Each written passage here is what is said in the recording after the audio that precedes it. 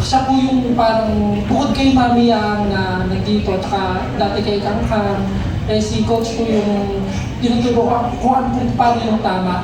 Tapos sa pagkanta naman po, ang dami kong na-realize na, kaya pala hindi ko maabot kasi ganito yung ginagawa ko.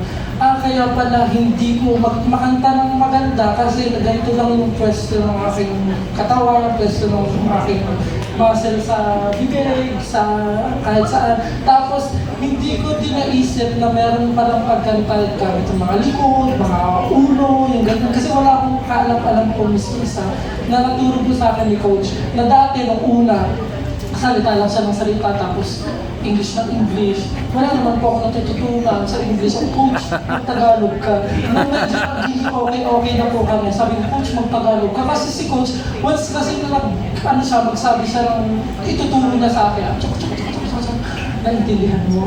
Hindi, English po kayo. Yan, gano'n. Pero natuwa naman po siya kasi tinatranslate na ng Tagalog. Thank you.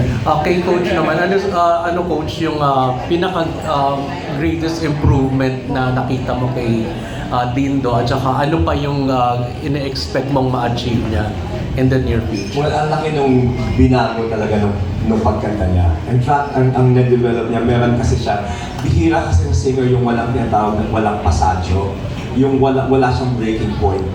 Na dati, nagkakaroon siya ng breaking point kasi hindi nga naka-place, mali yung ginagamit niyang muscle dun sa singing. So nung na-correct namin yun, kaya kita mo, nung umaakit siya, hindi niyo napapansin na nagpapalit siya, nag-shift siya kasi wala siyang breaking point. Yun, nagagawa niya nagawa niya talaga with flying colors. And we're working on his diction. Maano naman siya magaling na estudyante. Yun yung maganda doon, maano siyang estudyante.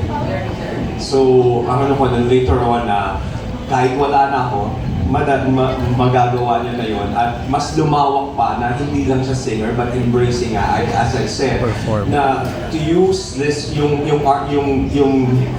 talent niya at saka yung art niya not only just to entertain but again to create a change in society.